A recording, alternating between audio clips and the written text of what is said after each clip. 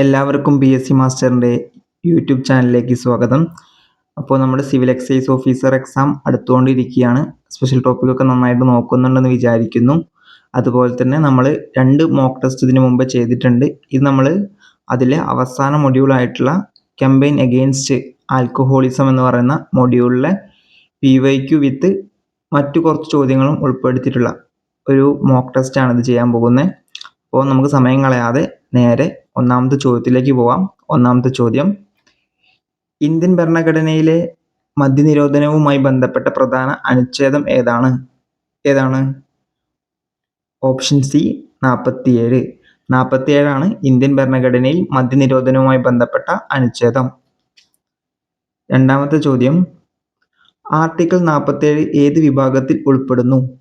Article 47 ഏത് വിഭാഗത്തിലാണ് ഉൾപ്പെടുന്നത്? ഏതാണ്? ഓപ്ഷൻ ബി നിർദ്ദേശക തത്വങ്ങൾ. മൂന്നാമത്തെ ചോദ്യം, സ്റ്റേറ്റ് ലിസ്റ്റിലെ മദ്യവുമായി ബന്ധപ്പെട്ട എൻട്രി നമ്പർ ഏതാണ്? Option C 51. സ്റ്റേറ്റ് ലിസ്റ്റിലെ മദ്യവുമായി ബന്ധപ്പെട്ട എൻട്രി നമ്പർ ഏതാണ്? 51. നാലാമത്തെ ചോദ്യം, 7ാം ഷെഡ്യൂളിലെ ഏത് ലിസ്റ്റിലാണ് മദ്യം ഉൾപ്പെടുത്തിയിരിക്കുന്നത്? ഏതിലാണ്? State list. Option B state ലിസ്റ്റിലാണ്. 7ാം ഷെഡ്യൂളിലെ ഏത് ലിസ്റ്റിലാണ് മദ്യം ഉൾപ്പെടുത്തിയിരിക്കുന്നത്? ഏതിലാണ്? State list. സ്റ്റേറ്റ് ലിസ്റ്റിലാണ് മദ്യം ഉൾപ്പെടുത്തിയിരിക്കുന്നത്. അഞ്ചാമത്തെ ചോദ്യം, ആർട്ടിക്കിൾ 47 പ്രകാരം എന്ത് നിരോധിക്കണമെന്ന് നിർദ്ദേശിക്കുന്നു?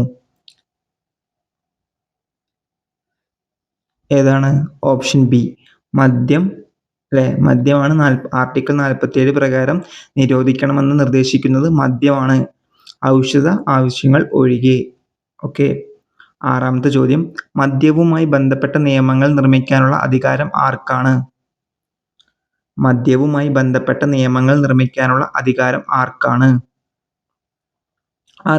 സംസ്ഥാന സർക്കാരിനെയാണ്. ഓപ്ഷൻ സി സംസ്ഥാന സർക്കാർ. മദ്യവുമായി ബന്ധപ്പെട്ട നിയമങ്ങൾ നിർമ്മിക്കാനുള്ള അധികാരം സംസ്ഥാന സർക്കാരിനെയാണ്. ഏഴാമത്തെ ചോദ്യം, കേരള സർക്കാർ 2015 ലഹരി വസ്തുക്കളുടെ ദുരുപയോഗം തടയുന്നതിനായി ആരംഭിച്ച പ്രചരണ പരിപാടി ഏതാണ്? ഓപ്ഷൻ ബി സുബോധം. സുബോധം 2015 ഏത് സർക്കാരായിരുന്നു? ഉമ്മൻചാണ്ടി സർക്കാർ. ഓപ്ഷൻ ബി സുബോധമാണ് ആൻസർ. എട്ടാമത്തെ ചോദ്യം, ലഹരി വസ്തുക്കളെ കുറിച്ചുള്ള വിവരങ്ങൾ പോലീസിനെ അറിയിക്കുന്നതിനായി കൊച്ചി സിറ്റി പോലീസ് ആരംഭിച്ച മൊബൈൽ ആപ്ലിക്കേഷൻ ഏതാണ്? Option C Yodhav. ഒമ്പതാമത്തെ ചോദ്യം, ക്ലീൻ ക്യാമ്പസ് സേഫ് ക്യാമ്പസ് ക്യാമ്പയിന്റെ ബ്രാൻഡ് അംബാസിഡർ ആരാണ്? Mammootty. Clean campus safe campus എന്നതിൻ്റെ അല്ലെങ്കിൽ ആ ക്യാമ്പയിൻ്റെ ബ്രാൻഡ് അംബാസിഡർ ആരാണ്? Mammootty. Clean campus safe campus campaign ഉദ്ഘാടനം ചെയ്ത ആരാണ്? അതും മമ്മൂട്ടി. ബ്രാൻഡ് അംബാസിഡറും മമ്മൂട്ടി, ഉദ്ഘാടനം ചെയ്തതും മമ്മൂട്ടി. 11ാമത്തെ ചോദ്യം, മീഡിയ ആക്ട് പ്രകാരം ടെലിവിഷനിലും റേഡിയോയിലും മദ്യപരസ്യങ്ങൾ പ്രക്ഷേപണം ചെയ്യാൻ പാടില്ലാത്ത സമയം ഏതാണ്?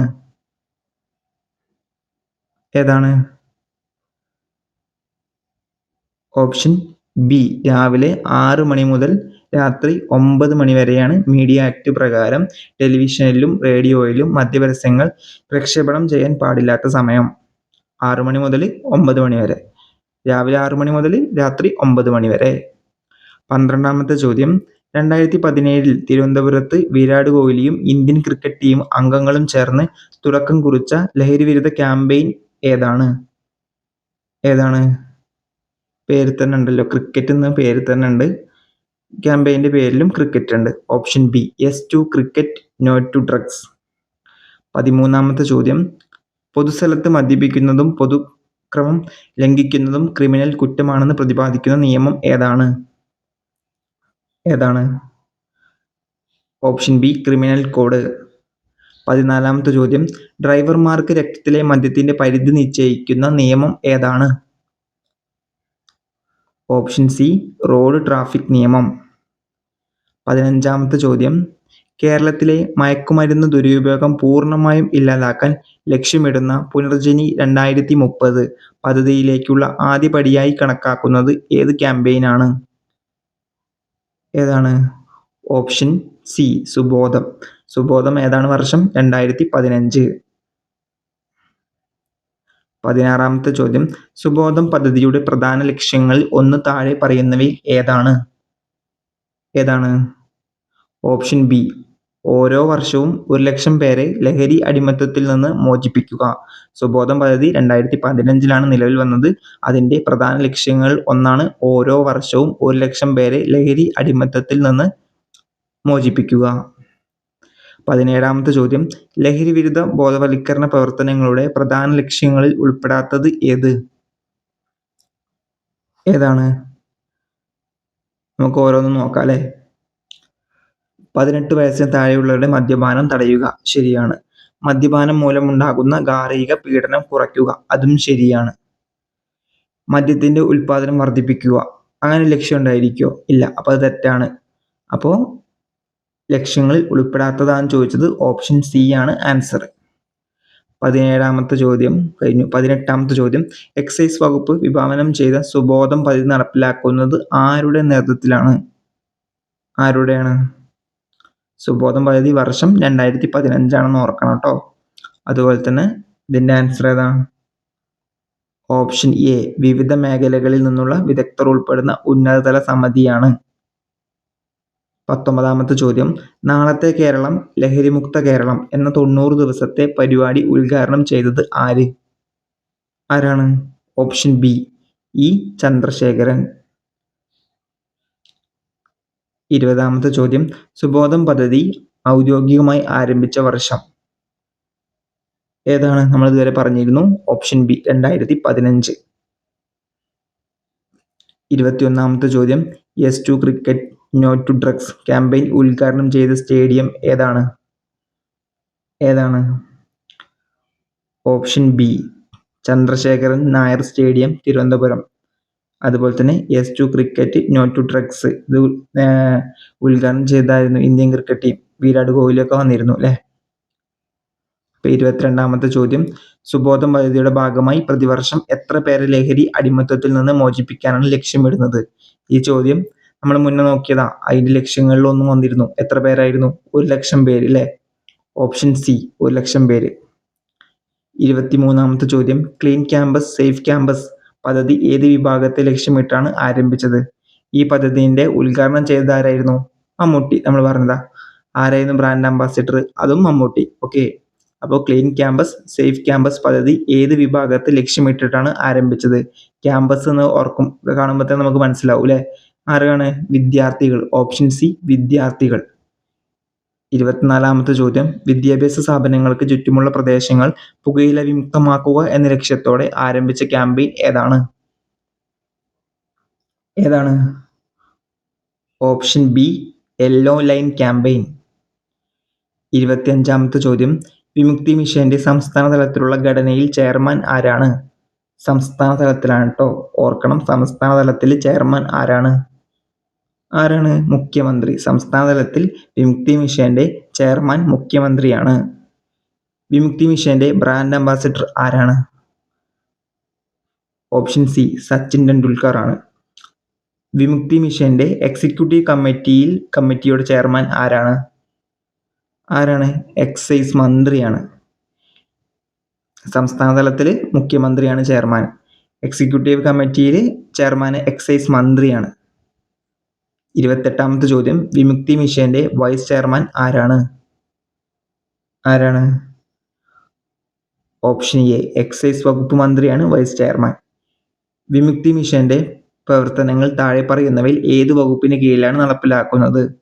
എല്ലാവർക്കും അറിയുന്നുണ്ടായിരിക്കും. ഏതാണ്? എക്സൈസ് വകുപ്പ്. ഓപ്ഷൻ ബി എക്സൈസ് വകുപ്പിന്റെ കീഴിലാണ് വിമുക്തി മിഷന്റെ പ്രവർത്തനങ്ങൾ ഒക്കെ ചെയ്യുന്നത്. 30ാമത്തെ ചോദ്യം, വിമുക്തി മിഷൻ മുന്നോട്ട് വയ്ക്കുന്ന പ്രധാന ആശയം താഴെ പറയുന്നവയിൽ ഏതാണ്?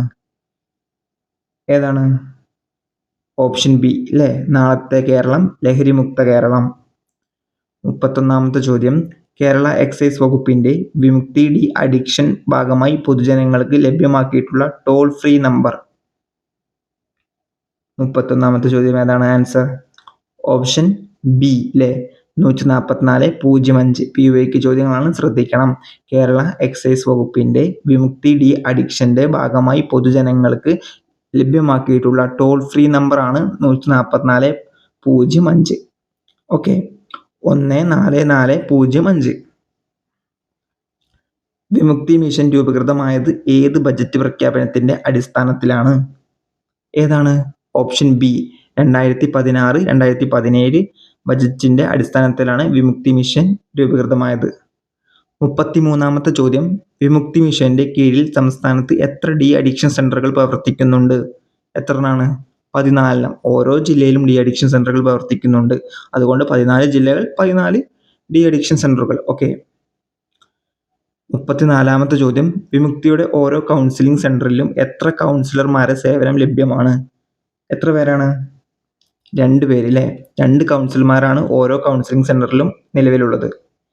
35ാമത്തെ ചോദ്യം, വിമുക്തി മിഷന്റെ സോണൽ കൗൺസിലിംഗ് സെന്ററുകൾ സ്ഥിതി ചെയ്യുന്ന ജില്ലകൾ ഏതെല്ലാം? വിമുക്തി മിഷന്റെ സോൺ കൗൺസിലിംഗ് സെന്ററുകൾ സ്ഥിതി ചെയ്യുന്ന ജില്ലകൾ ഏതെല്ലാം? ഏതൊക്കെ ജില്ലകളിലാണ്? 35 ഓപ്ഷൻ സി ആണ്. തിരുവനന്തപുരം, എറണാകുളം, കോഴിക്കോട് ജില്ലകളിലാണ് സോൺ കൗൺസിലിംഗ് സെന്ററുകൾ സ്ഥിതി ചെയ്യുന്നത്. 36ാമത്തെ ചോദ്യം ഒരു സ്റ്റേറ്റ്മെന്റ് ചോദ്യമാണ് കേട്ടോ. വിമുക്തി മിഷന്റെ ലക്ഷ്യങ്ങളെ സംബന്ധിച്ച് താഴെ പറയുന്ന പ്രസ്താവനകൾ പരിശോധിക്കുക. ലഹരി വസ്തുക്കളുടെ ലഭ്യതയും വിപണനവും ഇല്ലാതാക്കുക. ഓക്കെ. ലഹരി ഉപയോഗിച്ച് തുടങ്ങിയവർക്കായി തിരുത്തൽ പ്രക്രിയയും പുനരധിവാസവും ഉറപ്പാക്കുക. യുവാക്കൾക്ക് വിദ്യാർത്ഥികൾക്ക് ബോധവൽക്കരണം നൽകുക. ഏതൊക്കെയാണ്? ഇവയെല്ലാം ശരിയാണല്ലേ. ഓപ്ഷൻ ഡി, ഇവയെല്ലാം ശരിയാണ്. 37ാമത്തെ ചോദ്യം അതും ഒരു സ്റ്റേറ്റ്മെന്റ് ക്വസ്റ്റ്യൻ ആണ്.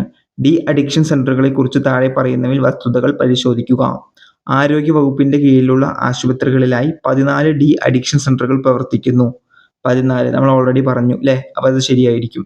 OP സേവനത്തിന് പുറമെ യോഗ, മാനസിക ഉല്ലാസ സൗകര്യങ്ങൾ എന്നിവ ഇവിടെ ലഭ്യമാണ്. അതും ശരിയാണ്. അപ്പൊ ഏതൊക്കെ ശരി? 1ഉം 2ഉം എന്നിവ ശരി അല്ലേ. 1ഉം 2ഉം എന്നിവ ശരി. 38ാമത്തെ ചോദ്യം, കുട്ടികളിലെ മയക്കുമരുന്ന് ഉപയോഗം ചെറുക്കുന്നതിനുള്ള മാർഗം എന്ന നിലയിൽ ലഹരിക്കെതിരെ കായിക ലഹരി എന്ന ആശയം ശക്തിപ്പെടുത്തുന്നതിന് കേരള എക്സൈസ് വകുപ്പ് സ്കൂൾ തലത്തിൽ നടപ്പിലാക്കി വരുന്ന പദ്ധതി ഏതാണ്? ഉണർവ്. ഓപ്ഷൻ എ, ഉണർവ് ആണ്. കുട്ടികളിലെ മയക്കുമരുന്ന് ഉപയോഗം ചെറുക്കുന്നതിനുള്ള മാർഗം എന്ന നിലയിൽ ലഹരിക്കെതിരെ കായിക ലഹരി എന്ന ആശയം ശക്തിപ്പെടുത്തുന്നതിന് കേരള എക്സൈസ് വകുപ്പ് സ്കൂൾ തലത്തിൽ നടപ്പിലാക്കി വരുന്ന പദ്ധതിയാണ് ഉണർവ്. 39ാമത്തെ ചോദ്യം, ലഹരി വിമുക്ത കേരളത്തിനായി കുടുംബശ്രീയുടെ നേതൃത്വത്തിൽ അവതരിപ്പിക്കുന്ന ക്യാമ്പയിൻ ഏതാണ്? ഏതാണ്? ഓപ്ഷൻ എ, ഗോൾ ചലഞ്ച് ആണ്. ലഹരി വിമുക്ത കേരളത്തിനായിട്ട് കുടുംബശ്രീയുടെ നേതൃത്വത്തിൽ അവതരിപ്പിക്കുന്ന ക്യാമ്പയിൻ ആണ് ഗോൾ ചലഞ്ച്. 40ാമത്തെ ചോദ്യം, വിമുക്തി മിഷന്റെ ചീഫ് എക്സിക്യൂട്ടീവ് ഓഫീസർ ആരാണ്? ആരാണ്? എക്സൈസ് അഡീഷണൽ കമ്മീഷണർ ആണ് വിമുക്തി മിഷന്റെ ചീഫ് എക്സിക്യൂട്ടീവ് ഓഫീസർ. 41ാമത്തെ ചോദ്യം, വിമുക്തി മിഷന്റെ രൂപീകരിച്ചത് ഏത് വർഷം? വിമുക്തി മിഷൻ രൂപീകരിച്ചത് ഏത് വർഷം? PUIQ ചോദ്യമാണ്. Option A, 2016. 2016ലാണ് വിമുക്തി മിഷൻ രൂപീകരിച്ചത്.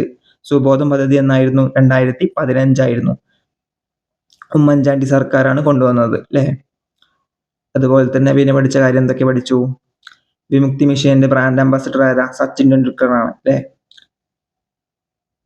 പിന്നെ അതുപോലെ തന്നെ അതിന്റെ വിമുക്തി മിഷന്റെ ഘടന നന്നായിട്ട് നോക്കണം. അതുപോലെ തന്നെ നോക്കേണ്ടത് ആർട്ടിക്കിള് 47 നന്നായിട്ട് നോക്കണം. അനുച്ഛേദം 47 നമ്മൾ പറഞ്ഞില്ലേ കുറച്ച് കാര്യങ്ങൾ, അത് നന്നായിട്ട് നോക്കണം. ഇതൊക്കെയാണ് മെയിനായിട്ട് ഈ ടോപ്പിക്കിൽ നിന്ന് വരുന്ന ചോദ്യങ്ങൾ. അപ്പോൾ നന്നായിട്ട് റിവൈസും കാര്യങ്ങളും മോക്ക് ടെസ്റ്റ് ഒക്കെ നന്നായിട്ട് എഴുതുക.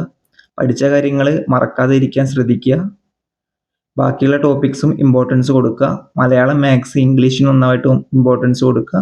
സ്പെഷ്യൽ ടോപ്പിക്ക് നന്നായിട്ട് ഇമ്പോർട്ടൻസ് കൊടുക്കുക. അപ്പോൾ എല്ലാവർക്കും ഓൾ ദി ബെസ്റ്റ്. എല്ലാവരും നന്നായിട്ട് പഠിക്കുക.